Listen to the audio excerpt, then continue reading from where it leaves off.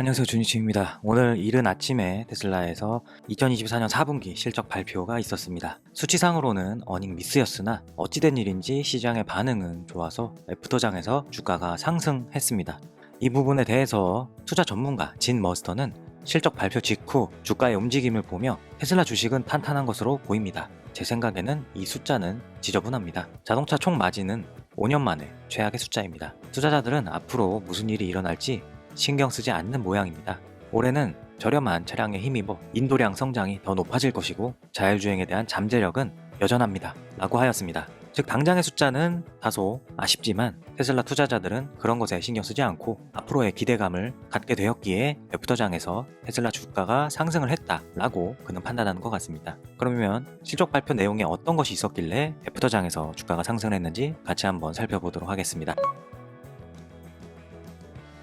첫 페이지의 전체 요약 문장은 테슬라는 4분기에 차량 인도 및 에너지 저장 배치 모두에서 기록적인 분기를 보냈다고 합니다. 테슬라는 2024년 전체 연간 기준으로 다시 한번 모델 Y가 전 세계적으로 가장 많이 팔린 차량이 될 것으로 기대하며 글로벌 시장에서 출시된 새로운 모델 Y는 기존 모델 Y의 상품성을 더욱 개선하였다고 합니다. 2024년에는 회사의 다음 성장 파도를 이끌 새로운 모델의 차량 제조 능력, 인공지능 학습 컴퓨팅, 에너지 저장 제조 용량을 포함한 인프라에 대해서 상당한 투자를 했다고 합니다. 테슬라는 여전히 고객들에게 차량의 비싼 가격이 가장 큰 문제이며 따라서 차량당 원가를 검토하여 이러한 우려를 완화하기 위해 노력하고 있다고 합니다. 그리고 그 노력의 결과 4분기에 차량당 원가가 역대 최저 수준인 45,000달러 미만으로 도달했다고 합니다. 이는 주로 원자재 비용 개선 덕분에 가능했다고 하며 금융 및 리스 옵션에 대한 매력적인 전략, 이것은 아마 중국 그리고 북미 시장에서 적극적으로 활용되었던 모델 3와 모델 Y의 5년 무이자 할부 이벤트 등을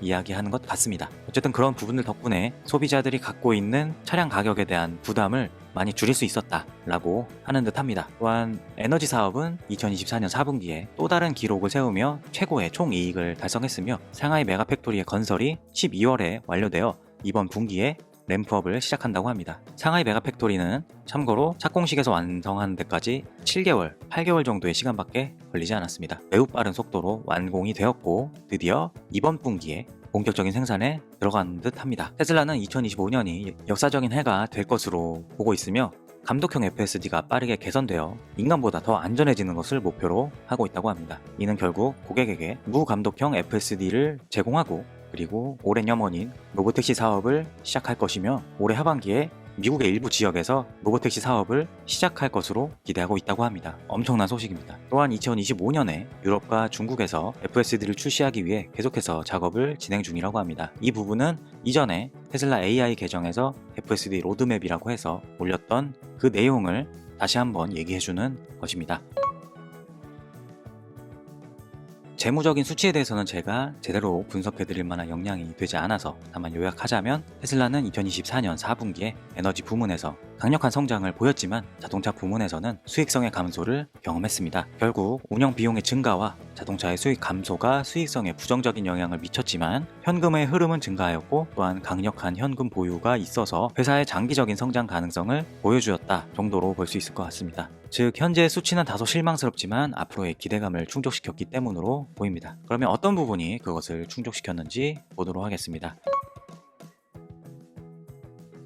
투자자들을 안심시킨 가장 큰 이유는 테슬라가 현재까지의 결과 그리고 새로운 차량들에 대한 계획을 구체적이고 객관적으로 발표한 것에 있는 듯합니다. 테슬라는 2025년에 출시될 신제품 저가형 모델을 위해 기존 공장의 전반에 걸쳐 준비가 진행 중임을 실적 발표 자료를 통해서 밝혔습니다. 그리고 그것은 새로운 모델 Y 또한 마찬가지며 모델 Y는 이미 전 세계적으로 출시되었고 현재 런칭 시리즈로 주문을 받고 있는 상태이며 선 주문량이 13만 대가 돌파하였다라는 소식이 들려올 정도로 굉장히 높은 인기를 보여주고 있으며 지금 주문해도 5월달 이후에 받을 수 있다라는 얘기가 들릴 정도로 기존 모델 Y의 명성에서 끊기는 것이 아니라 그 명성을 이어가면서 더 큰 인기를 끌 것 같은 분위기로 지금 진행이 되고 있습니다. 그리고 이러한 모델 Y의 생산 증가와 인도가 1분기 후반에 이제 시작될 예정이다라고 밝혔습니다. 기가 네바다의 세미 팩토리의 건설도 4분기에 계속되었으며 최근 세미 팩토리 건물 영역에 테슬라에게 지분과 벽을 완공했다라고 밝혔습니다. 현재 소량으로 파일럿 생산 중인 세미의 정식 생산은 올해 말에 본격적으로 시작될 예정이며 2026년 초에 램프업이 될 것이다 라는 것도 명시했습니다. 그리고 단연 빼놓을 수 없는 사이버캡 생산 라인을 위한 준비가 기가 텍사스에서 진행 중이라는 것 또한 알렸으며 2026년 생산이 계획되어 있다고 합니다. 또한 4분기에 중국에서 모델 Y가 1년 내내 가장 많이 팔린 차량이 되면서 기록적인 인도량을 달성했고 테슬라는 또한 한국에서 가장 빠르게 성장하는 브랜드가 되었다라는 말도 적어 놓았습니다. 실적 발표 자료에서 한국 이야기를 발견하니까 참 반갑습니다. 실제로 한국에서 작년 테슬라는 3만 대를 돌파해 역대급 판매량을 달성하기도 했습니다. 그리고 필리핀에서 차량 판매를 시작했다는 점 또한 강조하였습니다. 그리고 2024년에는 모델 Y가 덴마크, 노르웨이, 스웨덴, 스위스, 네덜란드에서 가장 많이 팔린 차량이 되었으며 테슬라 노르웨이에서 4년 연속 가장 많이 팔린 브랜드가 되었으며 2024년에는 모델 Y와 모델 3가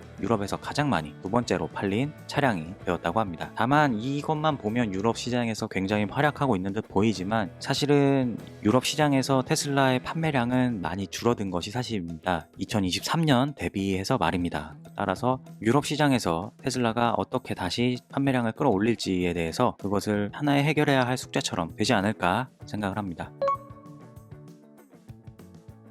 그리고 테슬라만의 핵심 기술을 강조한 점도 투자자들을 안심시키는데 크게 일조한 듯합니다. 테슬라는 인공지능 소프트웨어 및 하드웨어와 관련하여 4분기에 텍사스 기가팩토리에 위치한 슈퍼컴퓨터 클러스터 코텍스의 건설을 완료하였고 학습량 증가 덕분에 FSD 안정성과 편안함이 크게 개선되었다고 합니다. 감독형 FSD는 이제 주차와 주차 상태에서 출발, 후진 기능을 수행할 수 있게 되었다고 하였습니다. 이는 우리가 매일 찾아보는 FSD 영상에서 이미 매일같이 확인하고 있는 내용들이기도 합니다. 4분기에 자율주행 기술을 사용하는 테슬라 차량은 사고율이 역대급으로 줄어들었고 옵티머스 하드웨어 및 소프트웨어의 발전 또한 4분기에 계속되었으며 옵티머스의 최신 세대의 손, 견고한 이동 및 추가 작업에 대한 훈련을 포함하여 2025년에 계획된 파일럿 생산을 앞두고 있다고 합니다. 이 부분은 저희가 계속 찾아봤듯이 날아오는 테니스공을 잡아내고 미끄러운 경사면을 걸어가고 그리고 미끄러질 뻔했다가 다시 자세를 바로잡는 등등의 모습을 때마다 옵티머스 공식 페이지에서 공개를 하고 우리가 늘 확인하고 있습니다. 다만 아쉬운 점은 일론 머스크가 2024년 말에 새로운 옵티머스의 디자인을 공개하겠다라고 했었는데요. 그게 공개가 이루어지지 않고 그 부분에 대해서도 언급을 하지 않아가지고 이 부분은 좀 아쉬운 것 같습니다. 또한 자체적으로 생산한 4680 배터리의 수율이 주당 2500대의 사이버트럭 생산 그 이상을 감당 가능할 정도로 좋아졌다고 합니다. 이 사실을 만약에 4년 전에 배터리 데이 때 누군가가 이야기한다면 그 배터리 데이 직후에 암울했던 분위기, 에이 설마 테슬라가 배터리를 직접 안 돼 했던 그 분위기에서 야 몇 년 뒤에 테슬라가 사이버트럭 2500대 주당 만들 수 있는 생산량으로 자체 배터리 만들 수 있대 라고 한다면 아마 강한 조롱을 받았을 겁니다. 그런데 몇 년 만에 이렇게 그것이 현실이 되었습니다. 그리고 무서운 것은 이 생산량은 계속해서 늘어난다는 것이겠죠. 같이 첨부된 FSD 그래프를 보시면 어느덧 누적 주행이 30억 마일을 돌파한 것을 볼 수 있습니다. 그리고 빨간색의 영역이 이제 파란색과 비교해서 비등비등한 수준까지 왔습니다. 그만큼 FSD 12 이후 버전을 이용한 학습량이 빠르게 늘어나고 있다는 것입니다. 그리고 저 경사를 보시면 그것을 직관적으로 확인할 수 있습니다. 테슬라 투자자들이 기대하는 에너지 사업 또한 4분기에 역대급 시간을 보냈습니다. 여러분도 잘 아시다시피 말입니다. 에너지의 사업은 압도적인 수요에 맞추기 위해서 공급이 부족한 상황이며 이에 따라 건설한 상하이 메가팩토리에서 1분기에 램프업을 할 예정이라고 합니다. 따라서 테슬라의 주가 실적 발표 이후 수치만 보고 바로 급폭락하였다가 곧바로 다시 상승한 이유는 테슬라가 제시한 미래 성장 가능성이 투자자들의 기대감을 충족시켜줬기 때문으로 보입니다. 다만 본장에서는 어떻게 움직일지 모르겠습니다. 그리고 이후 이어진 어닝콜에서도 일론은 상당히 중요한 이야기를 많이 쏟아냈는데요. 그것까지 다 포함하면 영상이 공개되는 시점이 너무 늦어질까봐 우선 여기까지 정리해서 전달드리고 일론이 어닝콜에서 했던 중요한 얘기들은 따로 또 정리해서 전달드리도록 하겠습니다. 그럼 저는 다음 영상에서 찾아뵙겠습니다. 감사합니다.